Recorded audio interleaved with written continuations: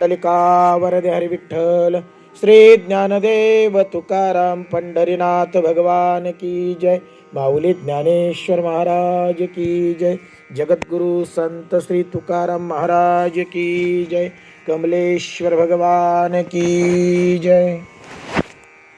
अलंकापुरी पुण्यभूमी पवित्र, तेथे नांदतो ज्ञान राजा सुपात्र. तया आठविता महापुण्य राशी, नमस्कार माझा सद्गुरु ज्ञानेश्वरासी. नमो सद्गुरु तुकया ज्ञानदीपा, नमो सद्गुरु सच्चिदानंद रूपा. नमो सद्गुरु भक्त कल्याण मूर्ती, नमो सद्गुरु भास्करा पूर्ण कीर्ती. जयांचे केलिया स्मरण, होय सकळ विद्येंचे अधिकरण. तेची वंदू श्रीचरणस्ते श्रीगुरूंचे नमस्कारोनी आता. नमा दुष्कृतिनो मूढा, प्रपद्यन्ते नराधमाः. मायया प्रहुत ज्ञाना, आसुरं भावमाश्रिताः. चतुर्विधा भजन्ते मा, जनाः सुकृतोऽर्जुना. आर्तो जिज्ञासुरर्थार्थी, ज्ञानी च भरतर्षभ. तेषां ज्ञानी नित्ययुक्त, एक भक्तिर्विशिष्यते. प्रियो हि ज्ञानिनोऽर्थ, महं स मम प्रियाः. माऊली महावैष्णव श्रीमंत श्री ज्ञानेश्वर भगवान आणि भगवान गोपाल श्री कृष्णजींनी धर्मक्षेत्र कुरुक्षेत्रावर अर्जुनाला सांगितलेली श्रीमद भगवत गीता आणि त्या गीतेवर ज्ञानेश्वर महाराजांनी भावार्थ दीपिकेच्या निमित्तानं सुंदर अशी केलेली टीका, त्या ज्ञानेश्वरीतील किंबहुना श्रीमद भगवत गीतेतील 7वा अध्याय आणि 7व्या अध्यायामधील 14, 15, 16 आणि 17 नंबरचे श्लोक आजच्या या दुःखद प्रसंगी प्रवचन रूपी सेवेकरता निवडले. या श्लोकांच्या द्वारे भगवंताला अत्यंत प्रिय असणाऱ्या भक्तांचं वर्णन केलं. तत्पूर्वी सगळीच माणसं भगवंताचे भक्त असतात असं नाही, सगळेच देवाला मानतात असं नाही, सगळेच देवाचं भजन करतात असंही नाही, सगळ्यांनाच ती बुद्धी सुचते, सगळ्यांनाच ती बुद्धी प्राप्त होते असं अजिबात नाही. बरेच जण देवापासून दुरावलेले आहेत, अध्यात्मापासून, परमार्थापासून, भक्ती मार्गापासून दुरावलेले आहेत.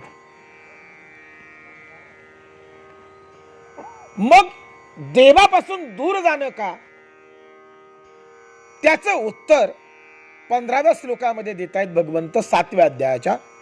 नमा दुष्कृतिनो मूढा, प्रपद्यन्ते नराधमाः. मायया प्रहुत ज्ञाना, आसुरं भावमाश्रिताः. काय उत्तर दिलं?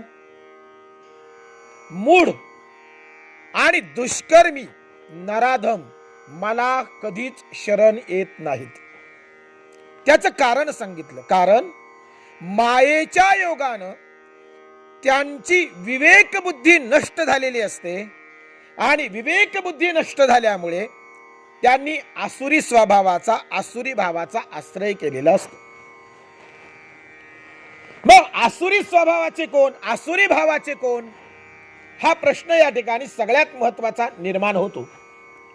2 प्रकारच्या प्रकृती सांगितल्या बर का. एक देव प्रकृती सांगितली आणि एक आसुरी प्रकृती सांगितली. 2 प्रकारचे जीव या भूतलावर, मृत्यू लोकावर अस्तित्वात आहेत. एक आसुरी प्रवृत्तीचा, आसुरी प्रकृतीचा आश्रय करणारे जीव आहेत आणि 2 दैवी संपत्तीचा, दैवी प्रकृतीचा आश्रय करणारे जीव आहेत. या दोन्हींचंही वर्णन 9व्या अध्यायात आलेलं आहे, 18व्या अध्यायामध्ये सुद्धा आलेलं आहे. 9व्या अध्यायाची सुरुवातच आसुरी प्रवृत्तीच्या लोकांच्या गुणवैशिष्ट्य वर्णन करणारी आहे. कसे असतात आसुरी प्रवृत्तीची लोक, त्याचा ज्ञानोबारायांनी 9व्या अध्यायाच्या 3ऱ्या श्लोकाचं निरूपण करताना सांगितलं. 3रा श्लोक आहे, अश्रद्धाना पुरुषा धर्मशास्य परमतप अप्राप्यमा निवर्तन्ते मृत्यू संसार वत्मनी. आसुरी प्रवृत्तीची माणसं अश्रद्धाना, त्यांच्या ठिकाणी श्रद्धा नसते, धर्मावर त्यांची श्रद्धा नसते बर का. दुसरी महत्वाची गोष्ट, धर्मावर आणि देवावर श्रद्धा नसल्यामुळे त्यांना पुन्हा पुन्हा या मृत्यू लोकामध्ये जन्माला यावं लागतं. माऊली फार सुंदर वर्णन करतात. पाहे पा दूध पवित्रानी गोड, पाशी त्वचेची या पदरा आड, परिथे आव्हेरुनी गोचीड, अशुद्ध कायने गती. की कमलगंधाने दुर्दुरी नांदुनुक एकेची घरी, परागुस्य विजय भ्रमरी, जवळीला चिखुलची उरे. आसुरी प्रवृत्तीच्या माणसांच्या बाबतीत सांगितलं असं की गायीच्या कासेला गोचीड चिकटलं, गायीच्या कासेला गोचीड चिकटलं, मग मला सांगा गोचीड दूध पित की रक्त? बरोबर. गायीच्या कासेला गोचीड चिकटलेलं असताना सुद्धा ते दूध पित नाही, ते रक्त पित. मग गोचिडानं रक्त का प्यावं? त्याची 2 कारण आहेत. एक तर या त्वचेच्या पदराच्या पलीकडे शुद्ध पवित्र आणि गोड असं दूध आहे, याचं त्या गोचिडाला ज्ञानच नाही, किंवा रक्त पिण्यातच त्याला आनंद आहे.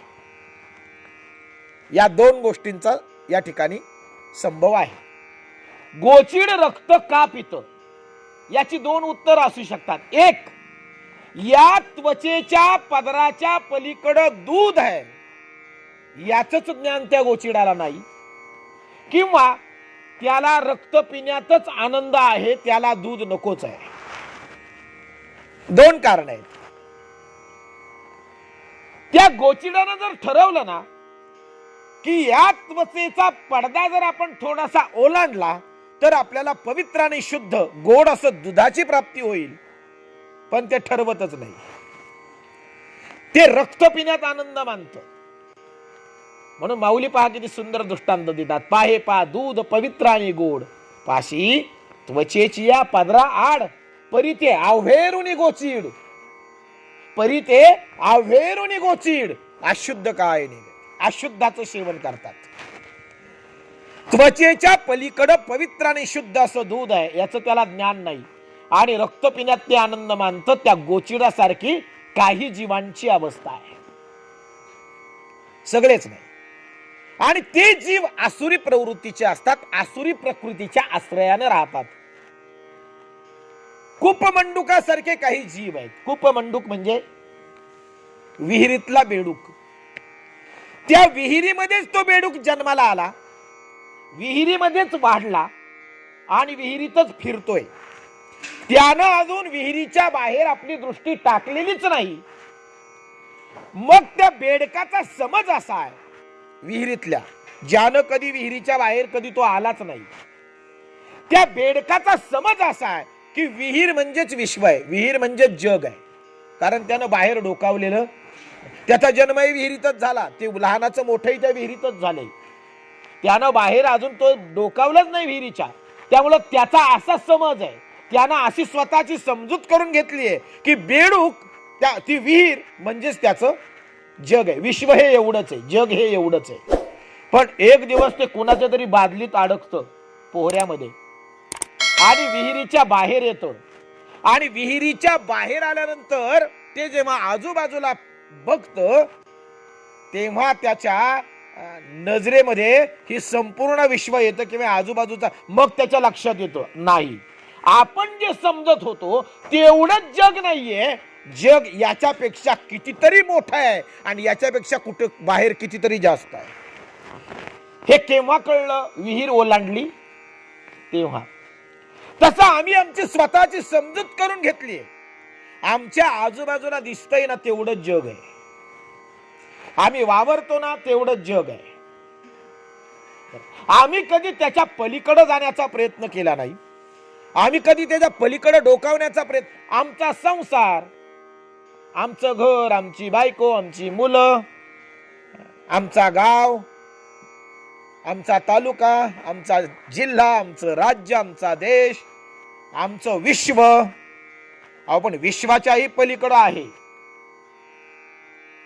ना, जगाच्याही पलीकडं आहे. तुम्हाला एक सांगू का, जीवनाच्या पलीकडं सुद्धा आहे, मृत्यूच्या उपरांत सुद्धा जीवन आहे. आम्ही कधी तिकडे जाण्याचा प्रयत्न करत नाही. आम्ही ठराविक ज्ञानातच समाधान मानतो आणि ठराविक प्राप्तीमध्ये समाधान मानतो. आम्ही कधी पलीकडे डोकावण्याचा प्रयत्न केला नाही. आम्ही कधी विहीर ओलांडण्याचा प्रयत्न केला नाही. संसार या विहिरीमध्येच आम्ही रमलो, अडकलो, तेवढंच आमचं विश्व आहे असं आम्ही मानलं. पलीकडे त्यामुळे काय झालंय माहितीये का, सांसारिक इच्छा, इंद्रियांचे विषय, सांसारिक विषय चघळण्यातच आमचं आयुष्य गेलं. सांसारिक वस्तू, सांसारिक गोष्टी प्राप्त करण्यातच आम्ही आमचं आयुष्य गमावलं. त्याच्या पलीकडे आम्ही कधी डोकावलं नाही. त्याच्या पलीकडे जाण्याचा कधी आम्ही प्रयत्न केला नाही. याच्याही पलीकडे काहीतरी असेल याचा आम्ही विचारच केला नाही. आणि त्याच्या पलीकडे जाण्याचे प्रयत्न करणारे विरळ आहेत. सांसारिक आणि सांसारिकतेला सोडून त्याच्या पलीकडे जाऊन वास्तवाला जाणून घेणारे फार थोडे आहेत. प्रवचन बारकाई नाही का, कारण नेहमीची नित्याची प्रवचन आपण नेहमी ऐकतो. विषय बदलून पाहिजेत. तीच आईन तोच बाप सांगण्यात काय अर्थ नाही. म्हणजे अर्थ आहे, पण तेच तेच परत सांगण्यात मला वाटतं काय स्वारस्य नसावं. विषय बदलून असावेत. आपलं तत्वज्ञान, आपली गीता, आपले वेद, आपलं शास्त्र, आपलं तत्वज्ञान हे कितीतरी व्यापक आहे, कितीतरी मोठं आहे आणि कितीतरी विषय आहेत त्यात.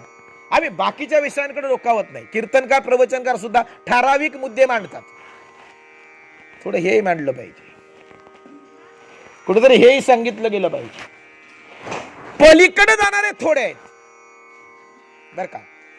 सांसारिकतेला सोडून सांसारिकतेच्या पलीकडे सुद्धा काहीतरी आहे. आम्ही मरणापर्यंत जाणतो, पण मरणाच्या पलीकडे जाणलंय का? तुम्ही म्हणाल मेल्याशिवाय कसं जाणायचं, नाही का? मरणानंतर काय हे मेल्याशिवाय कसं कळेल? आणि कळलं तरी कुणाला सांगायचं? बरोबर आहे ना, कळलं तरी सांगायचं कुणाला? पण एक आहे, ऋषी मुनींनी, साधू संतांनी आपल्या अनुभवातून, आपल्या तपश्चर्येतून जी काही तत्वज्ञान, जे काही ज्ञान तुमच्या माझ्या समोर मांडलं, त्यातून तुम्ही आम्ही जीवनाच्या पलीकडे सुद्धा काहीतरी आहे अस्तित्व, त्या अस्तित्वाला जाणू शकतो. परमार्थामध्ये कुठेतरी आम्ही वाटचाल करण्यासाठी आमची सांसारिकता बाजूला व्हावी. एक लक्षात घ्यायचं की आमच्या अंतःकरणामधली सांसारिकता पूर्णपणे लयाला गेल्याशिवाय परमार्थ साध्य होत नाही. सिद्धांत बारकाई नाही का, सांसारिकता मनामध्ये ठेवून परमार्थ करता येत नाही. यत्किंचितही संसाराची आसक्ती तुमचा परमार्थ सिद्धीला जाऊ देत नाही. म्हणून जोपर्यंत तुमच्या अंतःकरणामधली सांसारिक आसक्ती पूर्णतः संपुष्टात येत नाही, तोपर्यंत तुम्ही आम्ही परमार्थात वाटचाल करू शकत नाही. जोपर्यंत अंतःकरणामध्ये पूर्णतः संसाराची निवृत्ती होत नाही, तोपर्यंत परमार्थ नाही बर का. म्हणून परमार्थ करताना जर आम्ही सांसारिक अभिलाषा धरून आणि सांसारिक लाभांसाठी परमार्थ करत असू, तर तो परमार्थ नाही, तो सुद्धा संसारच आहे. सिद्धांत बारकाई नाही का, तुम्ही सगळी जण ज्ञानी माणसं आहात, जाणकार माणसं आहात. संसाराची आसक्ती अंतःकरणामध्ये धरून परमार्थ करणारे, सांसारिक लाभासाठी परमार्थ करणारे पारमार्थिक नाहीच. तुमचं काय मत आहे? जर तुम्ही आम्ही कीर्तन, प्रवचन सांसारिक लाभासाठी करीत असू, तर तो संसारच आहे, तो परमार्थ नाही. बरोबर. जर तुमची माझी वारी सांसारिक लाभांसाठी असेल तर ती वारी सुद्धा परमार्थ ठरत नाही, तो संसारच ठरतो. जोपर्यंत तुमच्या अंतःकरणामध्ये सांसारिकतेची प्राप्ती करण्याची अभिलाषा आहे तोपर्यंत तुम्ही आम्ही पारमार्थिक होऊ शकत नाहीत. हे नीट लक्षात घ्या. माणसं म्हणतात तो फार मोठा पारमार्थिक आहे, तो फार मोठा पारमार्थिक आहे. कशावरून म्हटले तुम्ही? तो वारी करतो म्हणून, त्याच्या गळ्यामध्ये माळ आहे म्हणून, तो कपाळाला गंध लावतोय म्हणून, तो रोज ज्ञानेश्वरी वाचतोय म्हणून, तो मंदिरात जाऊन हरिपाठ करतोय म्हणून, तो कीर्तन प्रवचन करतोय म्हणून तुम्ही तुमच्या मनामध्ये पारमार्थिक या शब्दाची काय व्याख्या ठरवली आहे? मग पारमार्थ गंध लावण्यावरून ठरतो का? पारमार्थ गळ्यामध्ये माळ, मोठ्या मण्यांची माळ घातली म्हणजे तो मोठा पारमार्थिक झाला असा तुमचा समज आहे का? बघा बरं का परमार्थाची व्याख्या काय. आम्ही दरवर्षी, कुणी आळंदीला दरवर्षी वारी करतो, पंढरीची वारी करतो, मग तो पारमार्थिक आहे का? तुम्ही पहा बरं का, व्याख्या मर्यादित करू नका, व्यापकतेने जा. मग याचा अर्थ असा नाही की माळ घालायची नाही, याचा अर्थ असा नाही की वारी करायची नाही, याचा अर्थ असा नाही की ज्ञानेश्वरी वाचायची नाही, याचा अर्थ हा नाही की प्रवचन कीर्तन ऐकायची नाही, हा अर्थ नाहीये त्याचा. पण आम्ही जी मर्यादित व्याख्या जी ठरवून ठेवली ना, त्यानं गंध लावला, त्यानं माळ घातली, तो कीर्तन प्रवचन ऐकतो, तो हरिपाठ करतो, तो ज्ञानेश्वरी वाचतो, तो आळंदी पंढरीची वारी करतो, तो पारमार्थिक आहे, अशी जर आमची व्याख्या असेल तर तो परमार्थ कोणत्या भावनेनं करतो, कोणत्या अपेक्षेनं करतो, त्याची परमार्थ करण्यामागच्या इच्छा काय, अपेक्षा काय, हेही पाहणं गरजेचं आहे. कारण जे करतो ना ते कोणत्या उद्देशासाठी करतो, तो उद्देश फार महत्वाचा असतो. लक्षात घ्या बरं का. जे काही तुम्ही आम्ही करतो कशासाठी करतो हे महत्वाचं आहे. वारी पण पांडुरंगासाठी आहे का? माळ गळ्यामध्ये घातली, मग माळ गळ्यात घातल्यानंतर त्याची पथ्य आम्ही पाळतोय का? माळकरी झाल्यानंतर किंवा वारकरी झाल्यानंतर वारकऱ्याला जी बंधनं सांगितली अथवा ज्या मर्यादा सांगितल्या त्या मर्यादेचं पालन आमच्याकडून होतंय का? होत नसेल तर नुसतं माळ घालण्याला अर्थ नाही. मुद्दा नीट बारकाईने ऐका. कारण आमचेच संत सांगतात, जेने विठ्ठल मात्रा घ्यावी तेने पथ्ये सांभाळावी. हो, जेने विठ्ठल मात्रा घ्यावी त्याने पथ्ये सांभाळावीत. वारकऱ्याला सर्वात महत्वाचं माळ गळ्यामध्ये घातल्यानंतर सगळ्यात महत्वाची मर्यादा आणि बंधन सांगितलं. त्याचे विचार शुद्ध हवेत आणि विचारांबरोबर त्याचं आचरणही शुद्ध हवं. वारकऱ्याच्या ठिकाणी अभिमान नसावा, अहंकार नसावा आणि द्वेष नसावा. बघा बर का. म्हणून त्याला प्रमाण आहे, अहंकाराचा वारा न लागो राजसा, माझ्या विष्णुदासा भाविकासी. प्रमाण आहे. पंढरीच्या लोका नाही अभिमान, पाया पडे जन एकमेक. पंढरीचा वारकरी अभिमान रहित असावा, अहंकार रहित असावा, द्वेष रहित असावा. त्यानं कुणाचाही मत्सर करू नये, त्यानं कुणाचा द्वेष करू नये. जे जे भेटे भूत ते ते मानिजे भगवंत, हा भक्तियोग निश्चित जाण माझा. वारकऱ्यांसाठी सांगितलं. भेदाभेद नाम अमंगळ. वारकऱ्यांसाठी सांगितलं. विष्णुमय जग वैष्णवांचा धर्म, भेदाभेद नाम अमंगळ. विष्णुमय जग, वारकऱ्याला बंधन आहे ना. म्हणून स्वैराचार वारकऱ्याच्या ठिकाणी असू नये, दुराचार वारकऱ्याच्या ठिकाणी असू नये, व्यभिचार वारकऱ्याच्या ठिकाणी असू नये. बर का, मुद्दा लक्षात घ्या. भ्रष्टाचार वारकऱ्याजवळ नसावा. ह्या वारकऱ्यानं कसं वागावं, या चाकोरीत आम्ही आहोत का, तर माळ घालण्याला अर्थ. आता त्या म्हणी मी सांगत नाही तुम्हाला, फार म्हणजे व्यासपीठावर बसून बोलू नये,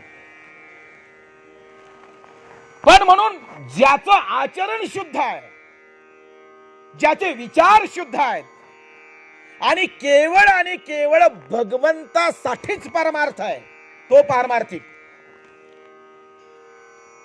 अन्य कुठलीही अपेक्षा नाही, सांसारिक लाभाची अपेक्षा नाही. आमच्याकडे फार अवघड आहे, दिंडी करायची, करू ना म्हणले, दिंडी करू ना, पण फायदा, आता दिंडीत काय फायदा, फायदा कोणता? तुम्ही जर सांसारिक लाभांसाठी परमार्थ करत असाल तर मी सांगितलं तो परमार्थच नाहीये. कारण या ठिकाणी संसार बाजूला करून परमार्थ करायचा आहे. महत्वाचा मुद्दा नीट लक्षात घ्या. संसार बाजूला करायचा आहे, संसार बाजूला सारायचा आहे. म्हणून तुकोबारायांसारख्या जगद्गुरूंनी देखील संसाराच्या नावे घालून या शून्य, संसाराच्या नावे घालून या शून्य म्हणजे काय, संसार बाजूला केला, सांसारिक लाभांची अपेक्षा ठेवली नाही, कुठल्याही सांसारिक आसक्तीमध्ये जगले नाहीत. लेकर बाळ उपवासी आहेत तरी देखील तुकोबारायांनी नामस्मरण सोडलं नाही. अनेक विवंचना आहेत, अनेक त्रास आहेत, अनेक संकट आहेत, तरी देखील तुकोबारायांचा परमार्थ ढळला नाही. दिनुरजनी हाची धंदा गोविंदाचे पोवाडे, काहीही झालं तरी ईश्वर चिंतन सोडलं नाही. जे आपल्या ध्येयावरून, आपल्या तत्वावरून ढळत नाहीत ना, तत्व निश्चित करा. मला काय सांगायचं तुम्ही म्हणाल हे का सांगताय, याच्यासाठी सांगतोय की आम्ही परमार्थामध्ये जेव्हा पाऊल टाकतो ना, तेव्हा परमार्थामध्ये पाऊल टाकताना आम्हाला सांसारिक लाभ बाजूला करावे लागतात. तशी परमार्थात वाटचाल होत नाही. आणि ज्या दिवशी परमार्थ करताना, भक्ती करताना तुमच्याकडं, तुमच्या मनामध्ये संसाराच्या लाभाची अपेक्षा निर्माण होईल, इच्छा निर्माण होईल, त्या ठिकाणी तुमचा परमार्थ संपला. तिथं तुम्ही सांसारिक ठरता. म्हणून पारमार्थिक कोण हे नीट ध्यानी घ्या. कपाळाला गंध लावला म्हणजे तो पारमार्थिक आहे असं नसतं. ही वरवरची व्याख्या आहे, माणसं समज करून घेतात. समज म्हणण्यापेक्षा गैरसमज असतो माणसांचा. कपाळाला गंध लावला म्हणून जर त्याचे विचार शुद्ध नसतील, अंतकरण शुद्ध नसेल, तर गंध लावण्याला सुद्धा काही गंध नाही. मुद्दा कळतोय ना. आपण कपाळाला गंध का लावला याचा जर गंध नसेल तर गंध लावण्यात अर्थ नाही. वाक्य कळलं. आपण कपाळाला का गंध लावला याचा जर गंध नसेल तर गंध लावूनही उपयोग नाही. अरे गंध लावलाय पण विचार जर अंतकरणात काळे असतील, विचार जर दूषित असतील, अंतकरणामध्ये कोणाविषयी तरी द्वेष असेल, अहंकार अभिमानानं तुमचं अंतकरण भरलं असेल, तर गंधाला काय अर्थ आहे. शुद्ध आणि स्पष्ट बोलतो. मग तुम्ही म्हणाल गंध लावूच नको का. गंध लावा, पण त्याच्याबरोबर अंतकरण शुद्धी पाहिजे, आचार शुद्धी पाहिजे, विचार शुद्धी पाहिजे. माळ गळ्यात घातली म्हणजे तो पारमार्थिक आहे अशी व्याख्या करू नका. कारण माळ घालूनही वाईट विचार करणारे, माळ घालूनही दुराचार करणारे, माळ घालूनही भ्रष्टाचार करणारे, माळ घालूनही व्यभिचार करणारे आहेत, नाही असं नाही. तुमचं काय मत आहे. याच्या उलट माळ न घालता शुद्ध आचरण करणारे, माळ न घालता शुद्ध विचार करणारे, माळ न घालता सत्कर्मांनी जगणारी माणसं सुद्धा आहेत. तुमचं काय म्हणणं आहे. म्हणून माळ हे फक्त परमार्थ प्रगटीकरणाचं साधन आहे, ती परमार्थाची व्याख्या असू शकत नाही. मुद्दा कळतोय ना. स्पष्ट बोलायला, वास्तव सांगायला अडचण नाही. मग माळ घालायची नाही का तुम्ही म्हणाल, मग असं जर असेल तर नाही घातलेली बरी. अजिबात नाही, तसं नाही.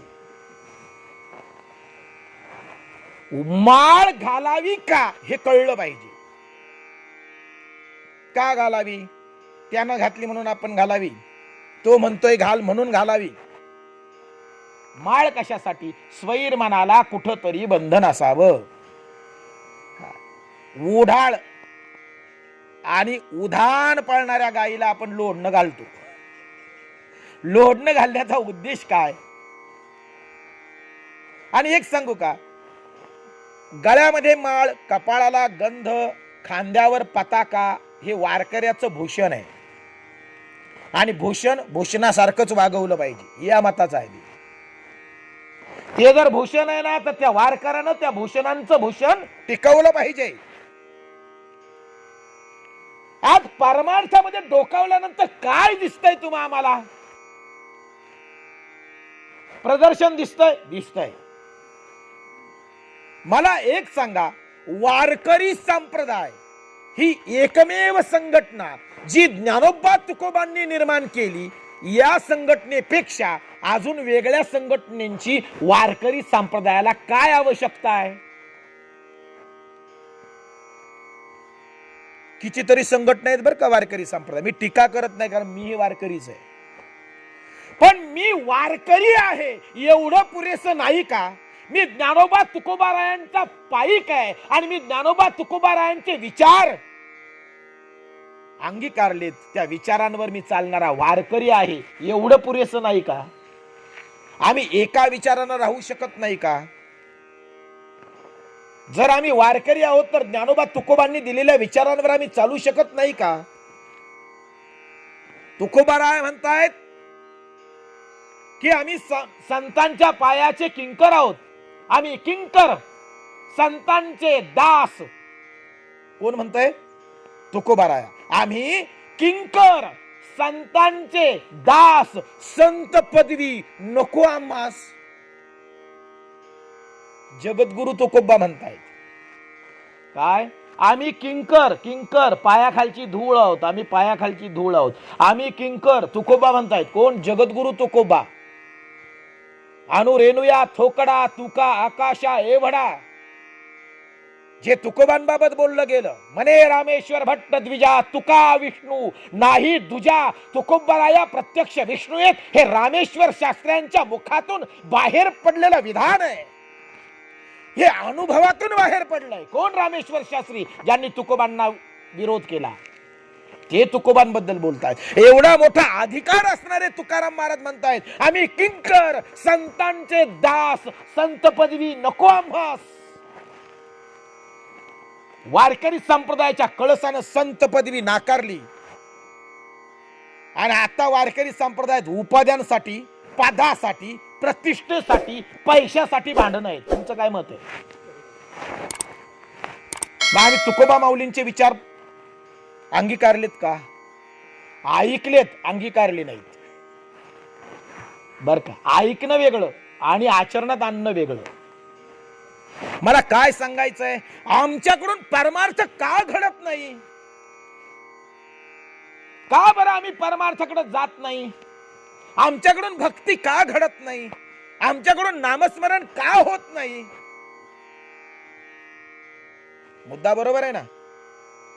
सगळेच नामस्मरण करत नाही, सगळ्यांना ज्ञानेश्वरी वाचावी असं वाटत नाही, सगळ्यांनाच वारी करावी असं वाटत नाही, सगळ्यांनाच कीर्तन जमतात असंही नाही, सगळ्यांनाच प्रवचन ऐकायला किंवा करायला जमतात असंही नाही. हे सगळ्यांनाच नाही का?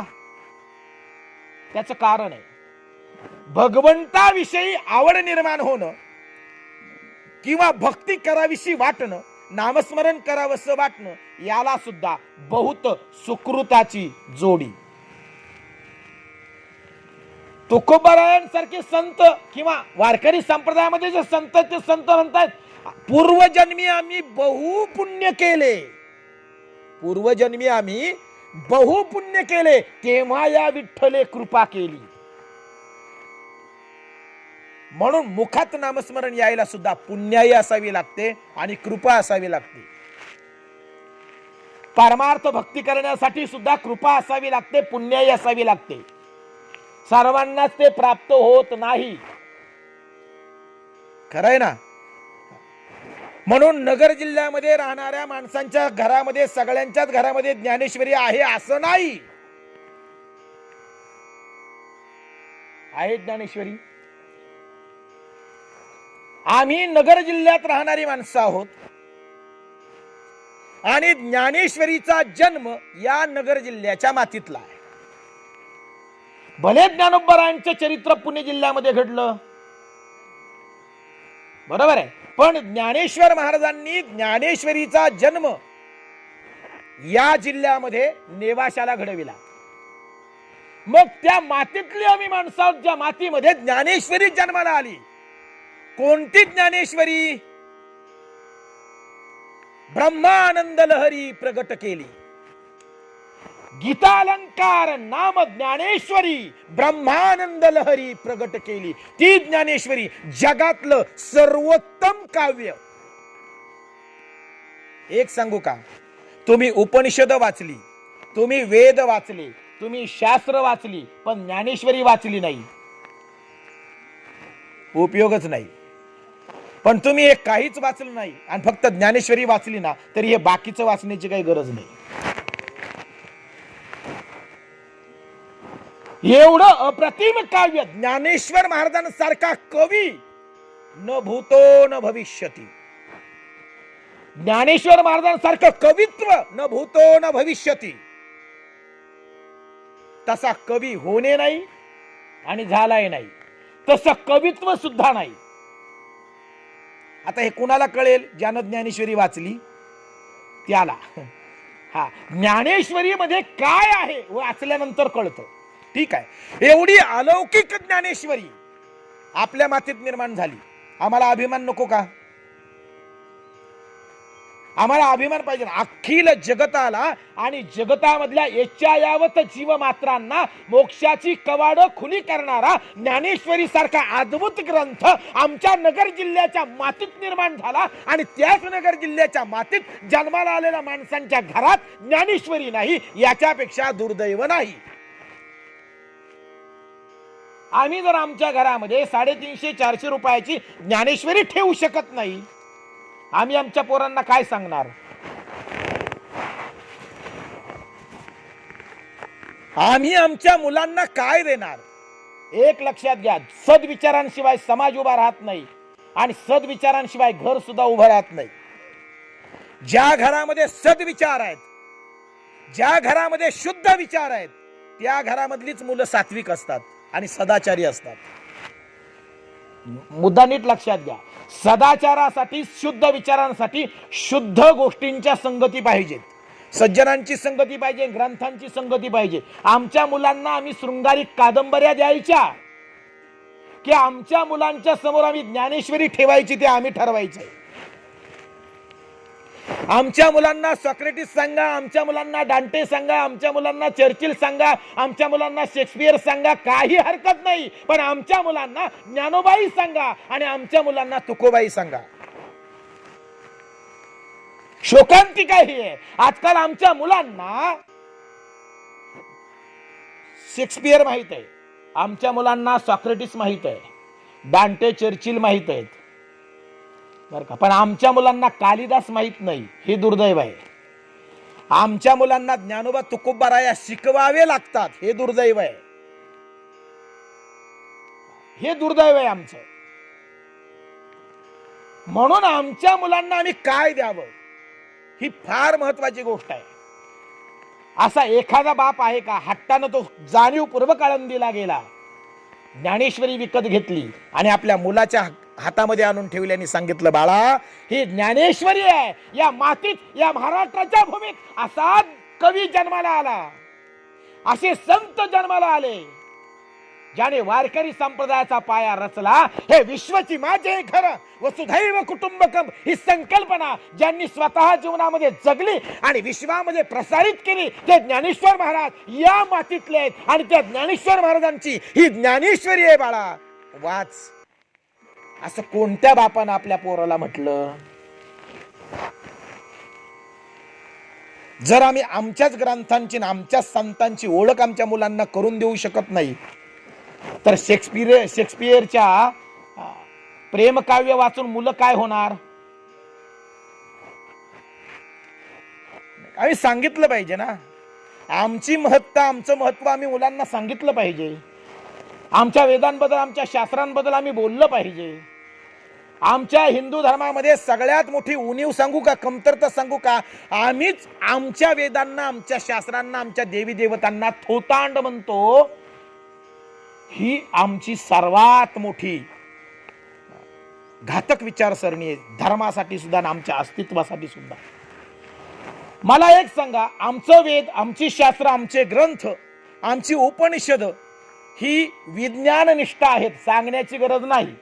आता काय होतं, हे थोतांड म्हणणारे कोण आहेत माहितीये का, ज्यांच्या आकलनात आलं नाही ना ते म्हणतात ते थोतांड आहे. ज्यांच्या आकलनात आलं नाही ना, आकलनात म्हणजे आकलनात आलं नाही म्हणजे सगळ्या गोष्टी थोतांड असतात का, आम्हाला समजलं नाही म्हणजे खोटं. अहो, ज्यांना देव अनुभवायला आला ते म्हणतात देव आहे. आता ज्यांना अनुभव आला नाही मग ते काय म्हणणार, देव नाहीच आहे. तुमच्या अनुभवाला आलं नाही म्हणजे नाहीये का, खरं आहे ना.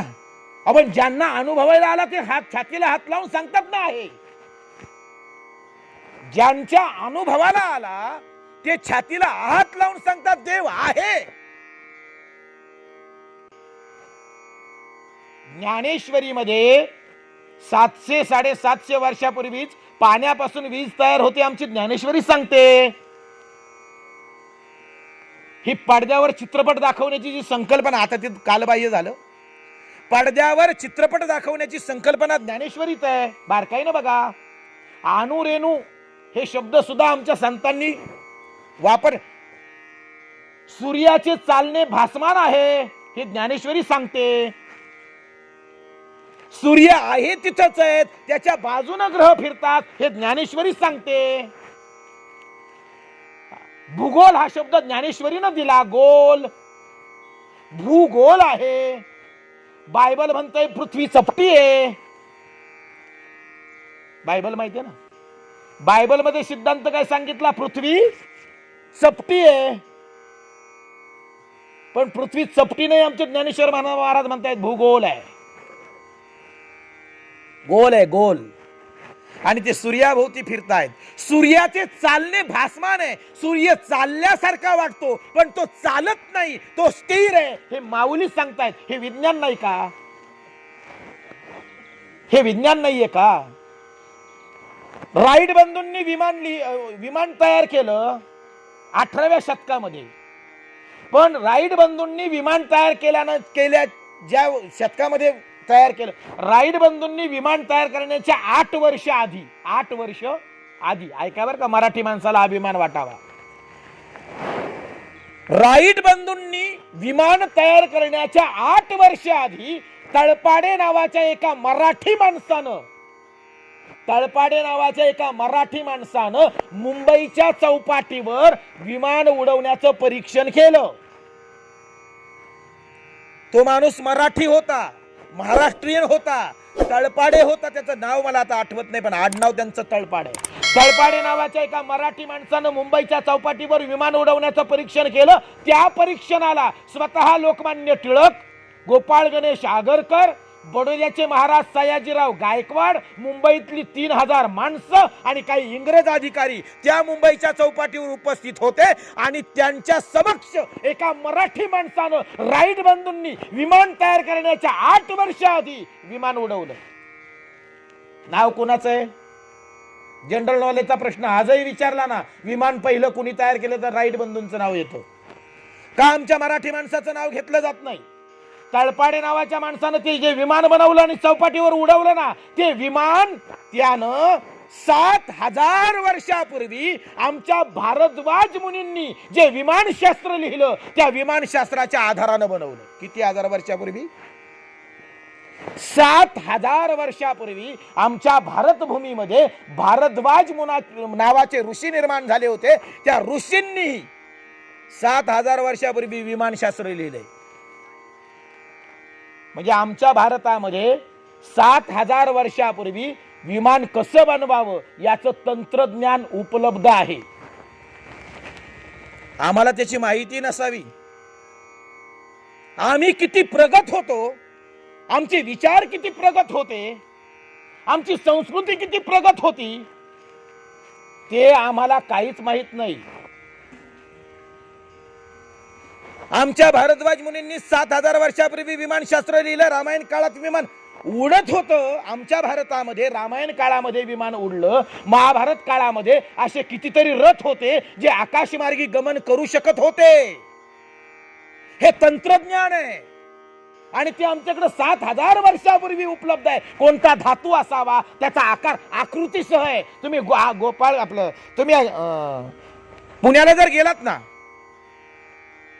तर पुण्याला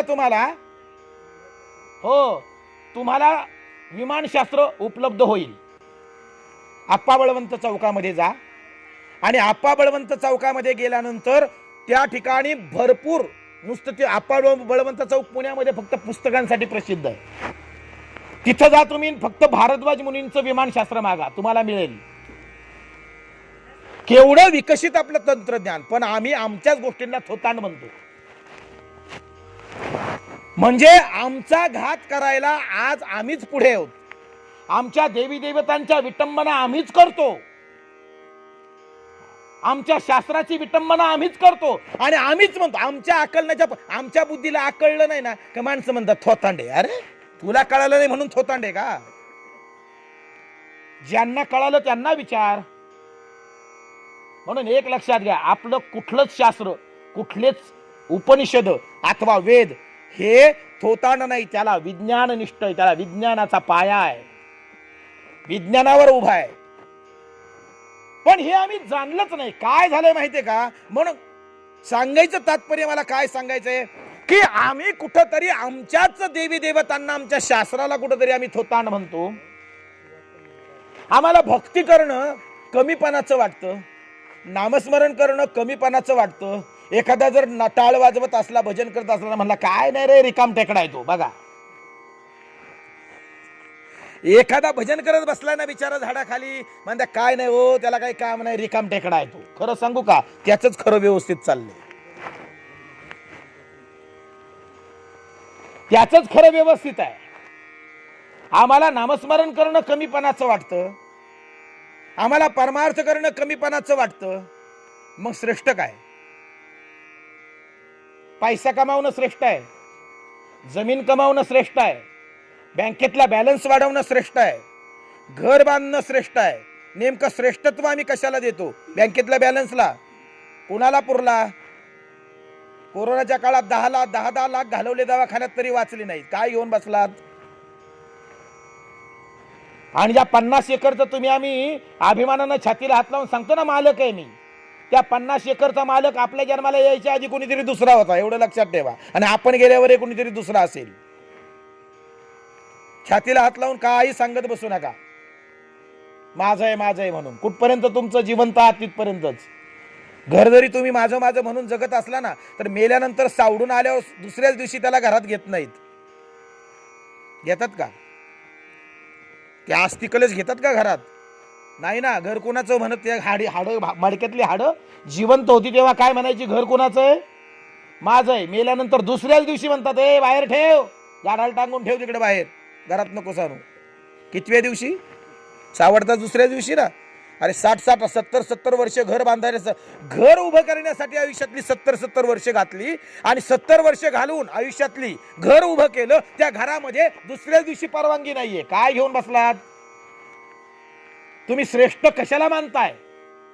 तुमच्या माझ्या जीवनामध्ये तुमचं माझं टार्गेट काय, ध्येय काय? घर बांधणं, बँकेतला बॅलन्स वाढवणं, जमिनी कमावणं, 4 चाकी घेणं. नेमकं आमचं काय ठरवलंय आम्ही टार्गेट? आमचं ध्येय आम्ही काय ठरवलंय? कशासाठी जगायचंय आम्हाला?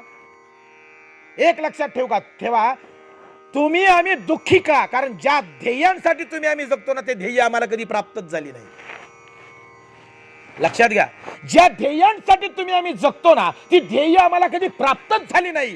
ज्या गोष्टींच्या कमाईसाठी आम्ही जगत राहिलो, 70 80 वर्षांची आयुष्य आम्ही अशी गमावली, मिळालं काहीच नाही म्हणून दुःख आहे. काहीच मिळालं नाही, काहीच. आम्ही दुःखी का? अहो, जे कधीच प्राप्त होत नाही त्या गोष्टींच्या प्राप्तीसाठी एवढं अनमोल शरीर आणि एवढं अनमोल आयुष्य आम्ही घालवतो. पुन्हा नाहीये.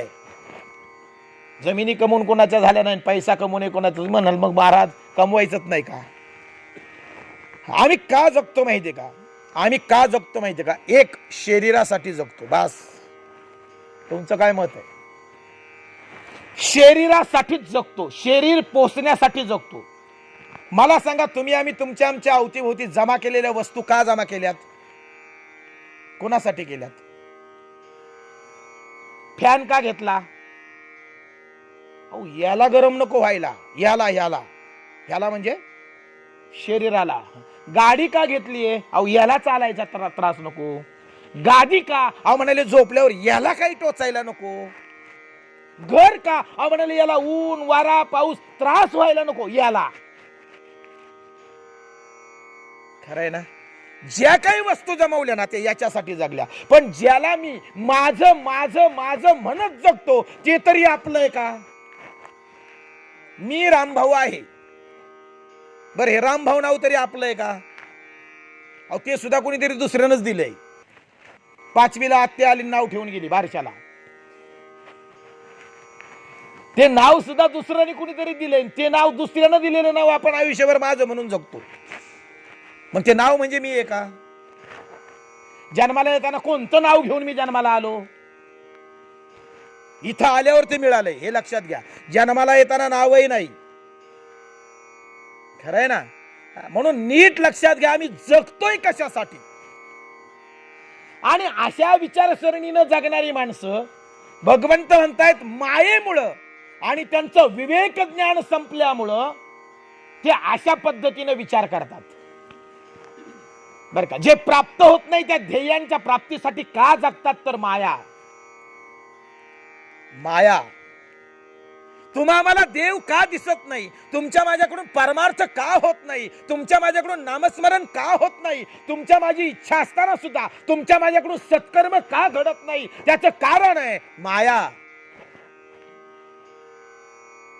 जन्माला आल्या आल्या तुमच्या माझ्या मानगुटीवर 2 गोष्टी बसतात. आईच्या उदरातून बाहेर आल्याबरोबर 2 गोष्टी तुमच्या माझ्या मानगुटीवर बसतात. एक, तुमची माझी बुद्धी जाते मायेच्या अधीन आणि तुमचं माझं हृदय जातं मोहाच्या अधीन.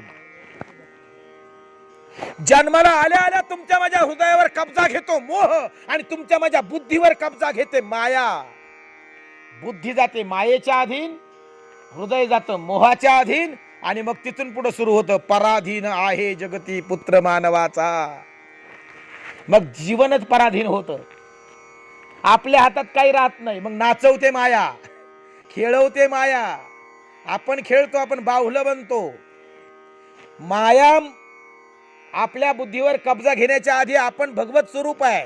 आईच्या उदरामध्ये जरी असलो तरी सोहम म्हणतो, हे लक्षात ठेवा. सोहम म्हणजे तो मी आहे, तो मी आहे, त्याची आणि माझी एकरूपता आहे. भगवंत म्हणजेच मी आहे, ही जाणीव आहे. बाहेर आला माया माथी बसली ना की सोहमचा कोहम होतो, एवढं लक्षात ठेवायचं. हा, म्हणून मायेनं तुमचं माझं ज्ञान संपवलं, मायेनं तुमचा माझा परमार्थ संपवला, मायेनं तुमची माझी भक्ती संपवली. रामायणामध्ये एक सहज एक विचार आहे. प्रभू रामचंद्रजी वनवासाला निघाले, बरोबर? प्रभू रामचंद्रजी वनवासाला निघाले अयोध्येमधून बाहेर. पुढे चालतायत रामचंद्रजी, त्यांच्या मागे चालते सीतामाई आणि त्यांच्या मागे लक्ष्मण भैया आहेत. अयोध्येतून कसे बाहेर पडतायत लक्षात घ्या. फक्त रामायण ही कथा नाहीये, रामायण ही आचारसंहिता आहे. लक्षात घ्या, रामायणामध्ये तत्व आहेत, सिद्धांत आहेत, जीवनमूल्य आहेत. रामायण वाचण्यासाठी नाही, ते आचरण करण्यासाठी आहे. हे नीट लक्षात ठेवा. रामायण फक्त पाठासाठी नाही, पारायणासाठी नाही. रामाचं आचरण, कृष्णाचा विचार, कृष्ण विचार करण्यासाठी आहे, राम आचरणासाठी आहे. राम प्रभू पुढे चालले, त्यांच्या मागे चालली आहे सीतामाई आणि त्यांच्या मागे चाललेत लक्ष्मण भैया. तिघं गेले ना वनवासाला. आता जेव्हा ते चालतायत ना, तेव्हा सगळ्यात मागे असणाऱ्या लक्ष्मणाला राम दिसत नाही. राम दिसत नाही. का दिसत नाही माहितीये का? मध्ये कोण आहे? सीता आहे. आणि सीता मैया असल्यामुळं लक्ष्मणाला रामाचं दर्शन नाही.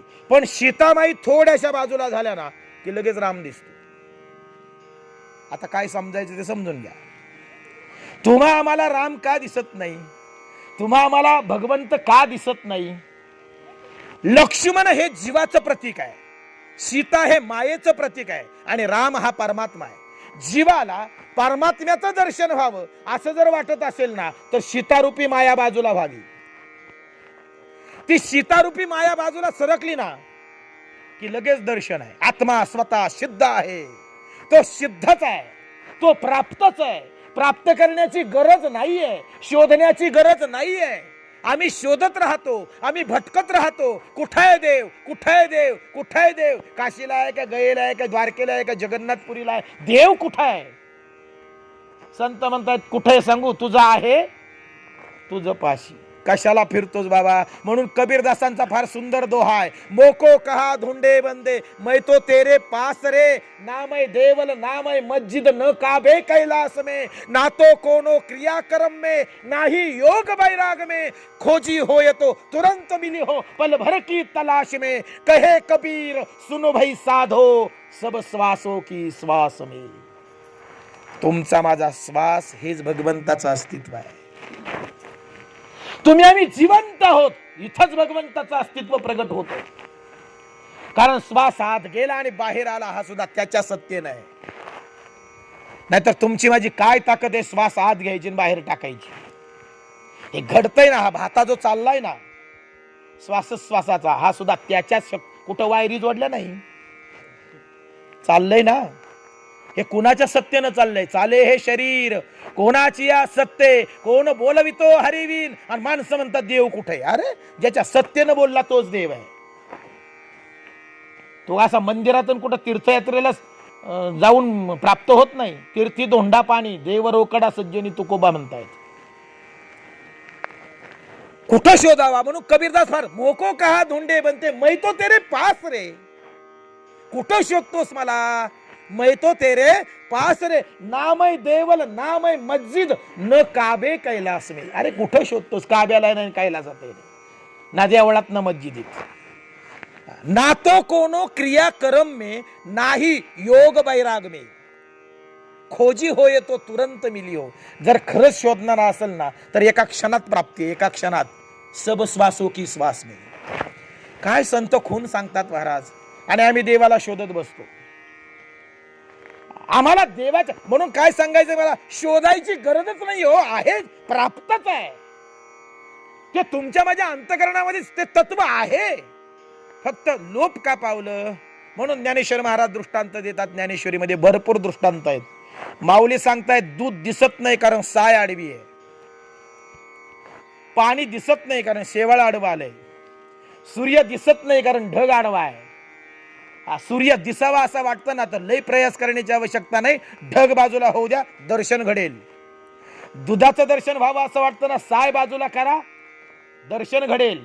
पाणी दिसावं वाटतं ना, शेवाळ बाजूला करा, दर्शन घडेल. देव दिसावा वाटतं ना तर माया बाजूला करा, देव दिसेल.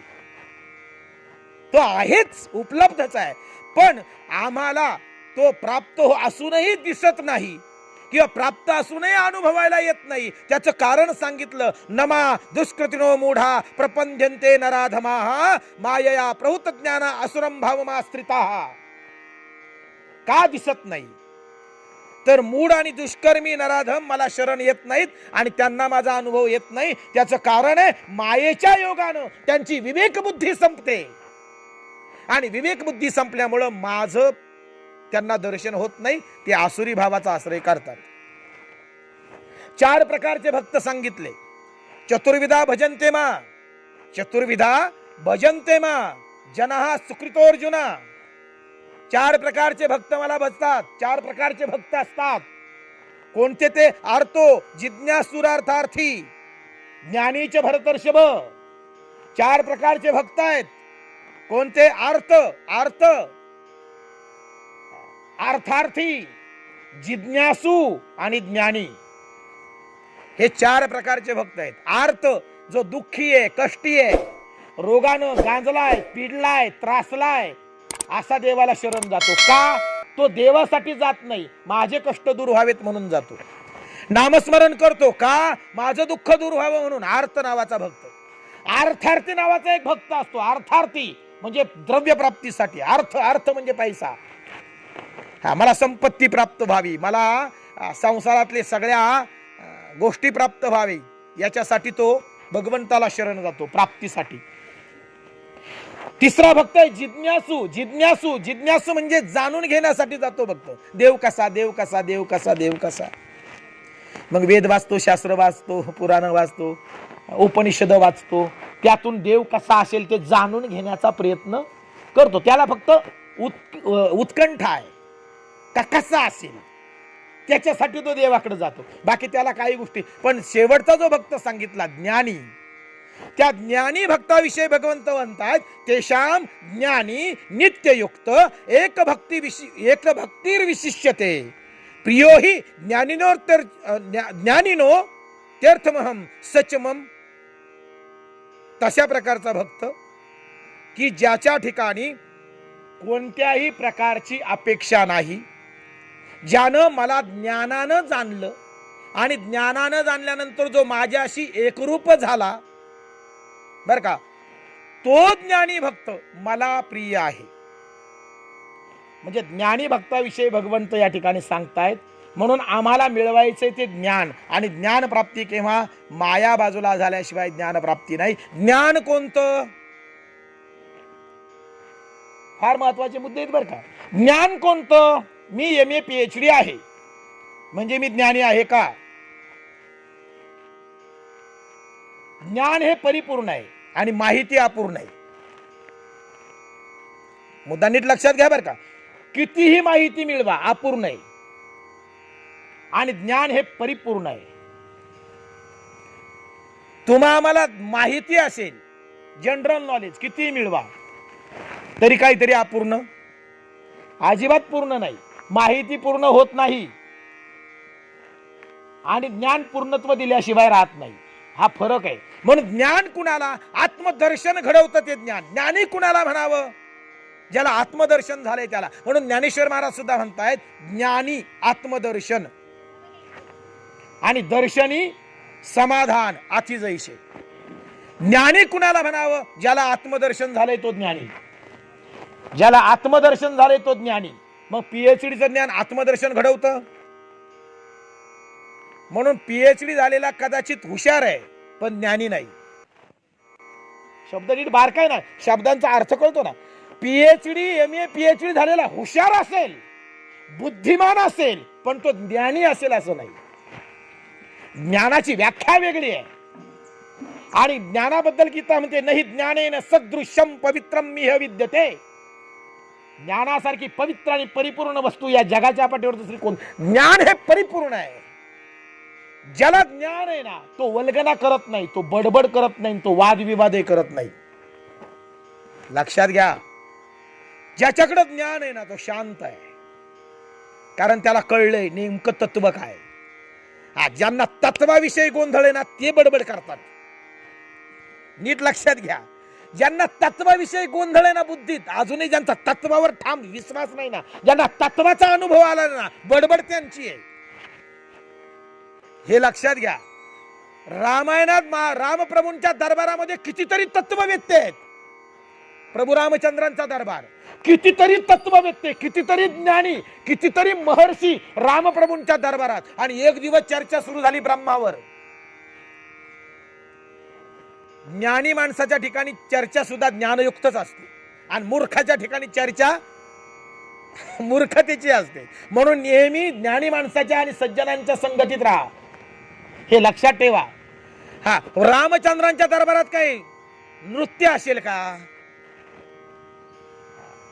सांगा ना मला. पूर्वीचे राजे महाराजे आपल्या करमणुकीसाठी नृत्य ठेवायचे, नृत्य. रामप्रभूंच्या दरबारात चर्चा कशावर आहे, ब्रह्मावर. ब्रह्मावर चर्चा, ब्रह्मावर चालली आहे. आता भावार्थ रामायणामध्ये नाथबाबांनी फार सुंदर ओव्या केल्या भावार्थ रामायणामध्ये. तिकडे आता एवढ्या सगळ्या ओव्या सांगणे शक्य नाही, परंतु नाथबाबा म्हणतायत, अशी चर्चा सुरू झाली म्हणाले असे विद्वान त्या राजदरबारामध्ये, आणि एकमेकांची चर्चा सुरू झाली ब्रह्माबद्दल. एक म्हणती सप्रपंच, एक म्हणती निष्प्रपंच, एक म्हणती सगुण, एक म्हणती निर्गुण, अशी चर्चा करती दारुण शब्द कचकच करायची. शब्द कचकच म्हणजे अगदी वाद विकोपाला गेलं ब्रह्मावर चर्चा. एक म्हणती सप्रपंच, एक म्हणती निष्प्रपंच, एक म्हणती सगुण, एक म्हणती निर्गुण. चर्चा सुरू झाली. सगळ्यांचे वादविवाद एवढा वाढला, कितीतरी वेळ गेला. सकाळी चर्चेला बसलेली मंडळी दुपारी 2 वाजले तरी चर्चा संपेना ब्रह्मावरची. आणि एक लक्षात घ्या, कुणीतरी कमीपणा घेणारा असावा. दोन्ही सारखे आले का वादच होतात. लय सगळेच हुशार असले का तिथेही वाद असतो, आणि सगळेच वेडे असले की तिथेही वाद असतो. आता इथं सगळेच ज्ञानी आले, कोणीच कमीपणा घेईना, आणि ते मारुतीराया पायाजवळ बसलेले, कुणाच्या? रामरायांच्या. आता 2 वाजले दुपारचे, सकाळी 7ला चर्चेला बसलेत ब्रह्माच्या, आणि मारुतीरायांना कधी भूक सहन झाली, पोटात भूक लागली, म्हटली आता यांचं काय चाललंय, केव्हा संपायचा हा वाद. बरं आपण मध्ये बोलायला जावं तर हे सगळे म्हणतील तू वानर आहे, तुला काय कळतंय, तू गप्प बस, तुला काय ब्रह्माबद्दल कळतंय. पण राहावे ना, शेवटी 3 वाजले, मारुतीरायांना भूक सहन होईना, म्हणून मारुतीराया उठले, हात जोडले, म्हणाले तुम्ही सगळे विद्वान आहात, मी मरकट आहे, मी माकड आहे, मला काही कळत नाही फारसं, पण मी सांगू का माझा अनुभव, मी माझा अनुभव सांगू का. तुम्ही ज्या ब्रह्माबद्दल चर्चा करताय ना, तुम्ही ज्या ब्रह्माबद्दल चर्चा करताय ना, तो ब्रह्म तुमच्या समोर बसलाय. सुंदर सावळा श्रीराम प्रभू रामचंद्रजी समोर आहे. ज्या ब्रह्माबद्दल तुम्ही बोलताय ना, परंतु मारुतीराय म्हणतायत, परंतु ऐका माझे वेडे प्रेम सुंदर सावळा श्रीराम. अरे कोणत्या ब्रह्माबद्दल बोलताय? हे बा समोर बसलाय. म्हणून म्हटलं अनुभव आलेले शांत असतात, आणि ज्यांचा तत्वावर विश्वास नसतो ना, आणि ज्यांना अपूर्ण ज्ञान असतं ना, त्यांची बडबड जास्त असते. जो खरा ज्ञानी आहे ना, तो वाद विवाद करत नाही, तो कधीही तांडव करत नाही किंवा कधी भांडण करत नाही एखाद्या तत्वावर. त्याला माहित आहे तत्व काय, त्याला अनुभव आहे, म्हणून तो शांत आहे. उथळ पाण्यालाच खळखळाट असतो, मराठी म्हण आहे. जे उथळ आहे ते खळखळ करतो, समुद्र धीर गंभीर आहे, शांत आहे. आणि म्हणून ज्ञानी भक्त कसा, ज्ञानी कुणाला म्हणावं, आत्मदर्शन झालंय त्याला, जो भगवंताशी एकरूप आहे तो ज्ञानी, ज्याने भगवत तत्व जाणलं नव्हे अनुभवलं तो ज्ञानी. आणि असा ज्ञानी मला आवडतो. आणि म्हणून या ठिकाणी प्रकर्षानं भगवंत सांगतायत अर्जुनाला, अर्जुना अर्थार्थी जिज्ञासू होण्यापेक्षा ज्ञानी हो, कारण यांचे लाभ सांसारिक आहे. या जगामध्ये असा कुणी दुःखी जीव नाही की जो दुःखी नाही. आता एक दुःख शमलं तर पुन्हा दुःख येणार नाही का? येणारच आहे. म्हणून त्याची अर्थता ही मरेपर्यंत संपत नाही. पैसा कधी कुणाला पुरलाय?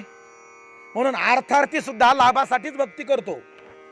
म्हणून एक लक्षात घ्या, मी मगाशी सुरुवातीला जो परमार्थ हा विषय मांडला ना, परमार्थ कसा, जिथं कोणत्याही लाभाची अपेक्षा न करता जो पूर्णतः संपूर्णतः काया वाचा मन बुद्धी भगवंताला समर्पित झाला आणि एका भगवंतासाठी जगतो, त्याला पारमार्थिक म्हणतात.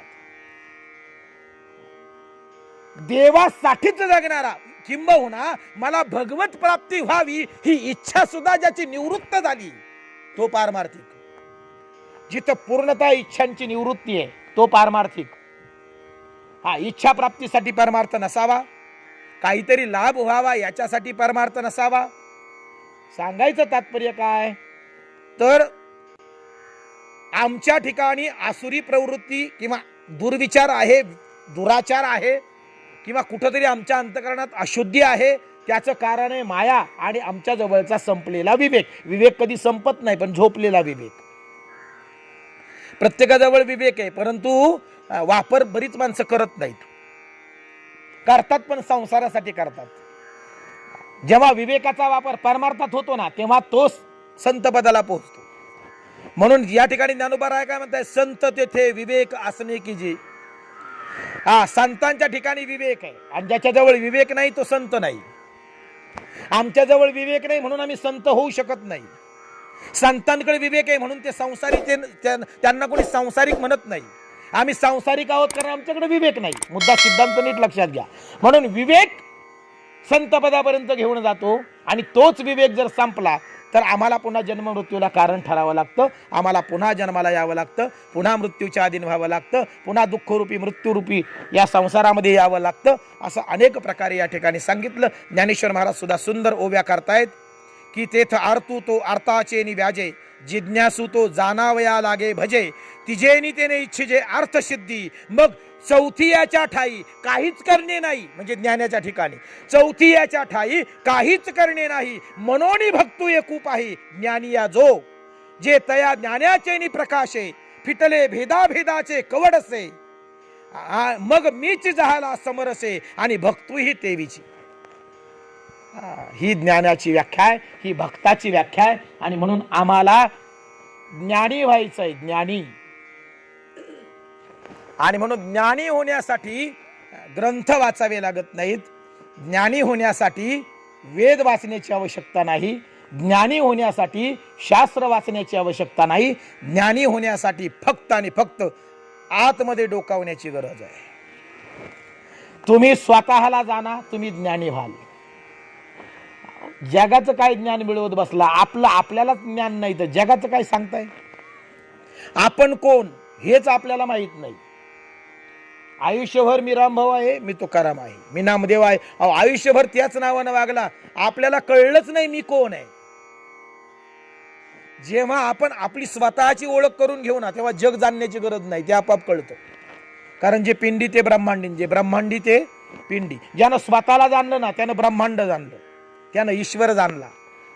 म्हणून या ठिकाणी आतमध्ये डोकावणं, परमार्थ करणे म्हणजे डोळे बाहेर बघून परमार्थ होत नाही, बाह्यांगानं परमार्थ होत नाही, परमार्थ आतून असतो.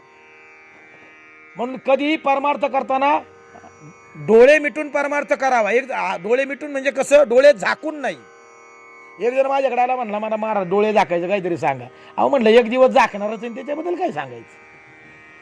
बऱ्याच जणांचा समज आहे डोळे झाकणे म्हणजे परमार्थ. डोळे झाकणे म्हणजे परमार्थ नाही, झाकलेले डोळे उघडणे म्हणजे परमार्थ आहे. जे आजपर्यंत डोळे झाकून घेतलेत ना, ते झाकलेले डोळे उघडणे म्हणजे परमार्थ आहे. डोळे झाकण्यासाठी परमार्थ नसतो, अंतकरणाची कवाडं उघडण्यासाठी आणि अंतकरणाची दृष्टी खुली करण्यासाठी परमार्थ आहे. म्हणून दुर्वासजी राधेला भेटायला गेले वृंदावनामध्ये. राधेबद्दल बरीच चर्चा केली गेली, चर्चा केली जाते. अहो काय म्हणाली राधा, नवरा असून सुद्धा कृष्णाच्या मागे. आता ह्या सगळ्या गोष्टी, अहो म्हणेन तिला पती आहे, तिला संसार आहे राधेला, तरी कृष्ण कृष्ण करते, तिच्याबद्दल अपकीर्ती झाली. बर का. नारदजी वृंदावनातून बाहेर पडायला आणि दुर्वासजी वृंदावनामध्ये जायला गाठ पडली मध्ये. तर नारदजी वृंदावनातून बाहेर येताना राधे राधे राधे राधे नामस्मरण करत येत होते. दुर्वासजींनी हटकलं, म्हणाले नारदजी थांबा, नारायण नारायण नारायण म्हणणारे तुम्ही आज राधे राधे का करताय. म्हणाले आतमध्ये जा, राधेचं दर्शन घ्या, मग कळेल मी राधा का म्हणतोय, मग कळेल मी राधा का म्हणतोय. दुर्वासजी म्हणाले ठीक आहे. म्हणून दुर्वासजी आत गेले, त्यांनी राधेचं दर्शन घेतलं आणि तेही राधा राधा म्हणतच बाहेर आले. तेव्हा नारदजींनी विचारलं, का हो दुर्वासजी, मगाशी तुम्ही म्हणाले की तुम्ही राधे राधे का म्हणताय, आता तुम्ही राधे का म्हणताय. म्हणाले आतापर्यंत मी बाहेरच्या अंगानं विचार करत होतो, बाह्यांगानं विचार करत होतो, राधा अशी राधा तशी. पण जेव्हा मी दर्शन घेतलं ना, तेव्हा मला राधा कळली. आता नीट लक्षात घ्या, परमार्थ करायचा आहे ना, तो असा बाहेर बघून कळत नाही. दृष्टी बाहेर नाही, दृष्टी फिरे माघारी, बघ परमार्थ आहे. नीट लक्षात घ्या.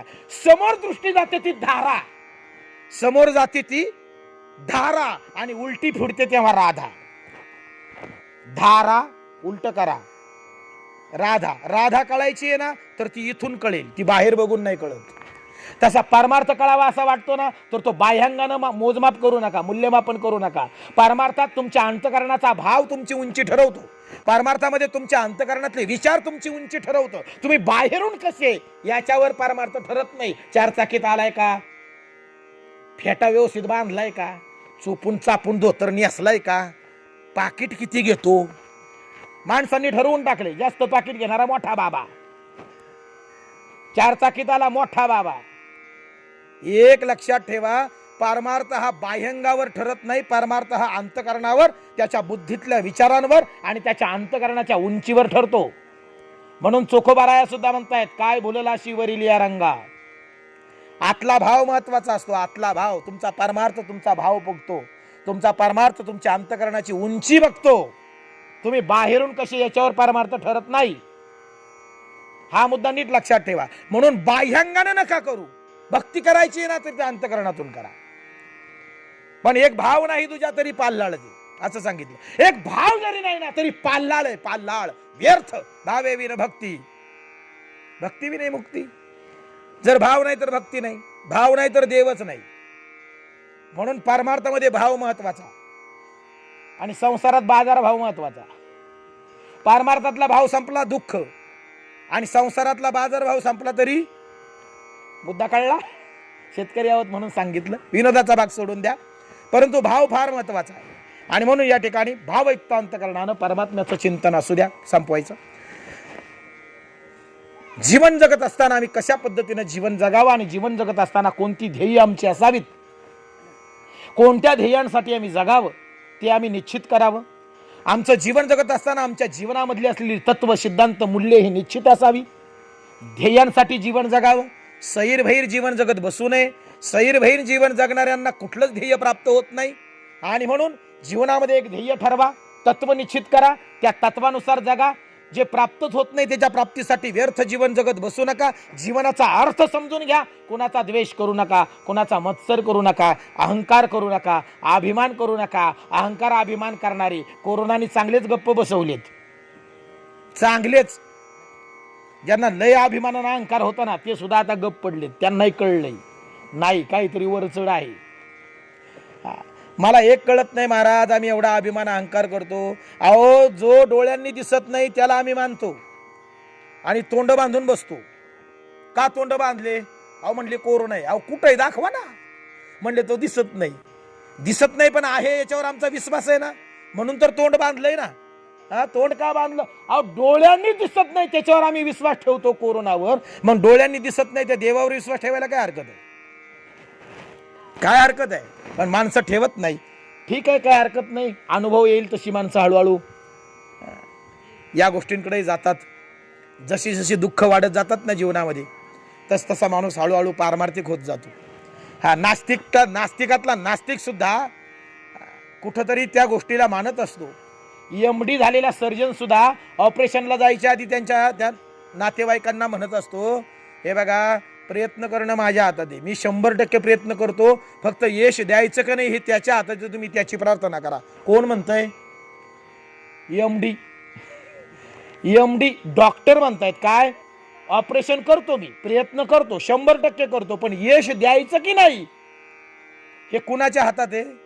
त्याच्या. त्यांनी ज्याच्याकडे हात केलं तो देव. बस, त्यानं ज्याच्याकडे हात केला ना तो देव. तुम्ही मंदिरातल्या देवाला माना अथवा मानू नका, तीर्थयात्रेला जा अथवा जाऊ नका, त्याच्याबद्दल माझं दुमत नाही, परंतु तुम्ही आम्ही त्या देवाला मानलं पाहिजे ज्या देवानं आमचं शरीर जिवंत ठेवलं आणि ज्या देवानं एवढ्या महामारीत सुद्धा आम्हाला सही सलामत ठेवलं.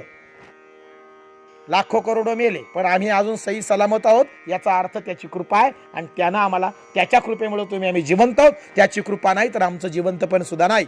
आणि म्हणून अहंकार अभिमान न करता, कोणाचा द्वेष न करता, सद्विचारांमध्ये, शुद्ध विचारांमध्ये जीवन जगा, सात्विक विचारांमध्ये जीवन जगा. कोणाचा द्वेष करून जगण्यापेक्षा आनंदानं आणि अत्यंत जीवनाचा अर्थ जाणून जीवन जगण्याचा प्रयत्न करा. असो, बोलण्यासारखं बरंच आहे. जवळजवळ 1 तासाच्या पुढे कालावधी होऊन गेला. 1 तास 1.25 तास झाला. आत्मके देवे येणे वाग्यज्ञे तोषावे, तोषोनी मज द्यावे, पसाय दान हे. जे खळांची व्यंकटी सांडो,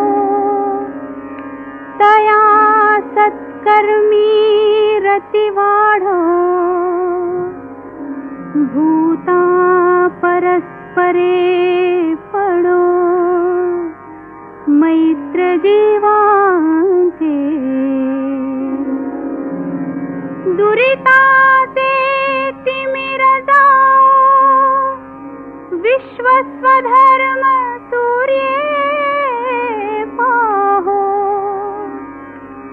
जो देवांशील तो तेलाहो प्राणी जात वर्षत सकळ मंगळी ईश्वर निष्ठांची मांदियाळी अनवरत भूमंडळी भेट तू भूता चला कल्पतरूंचे आरव चेतना चिंतामणींचे गाव बोलते जे अर्णव पियुषाचे चंद्रमे जे अलांछन मार्तंड जे तापहीन ते सर्वाही सदा सज्जन सोय रे हो तू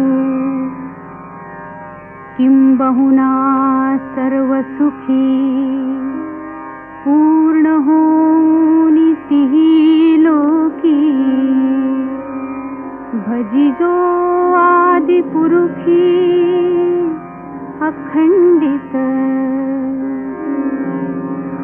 आणि ग्रंथोपजीविये विशेषी लोकीये दृष्टादृष्ट विजये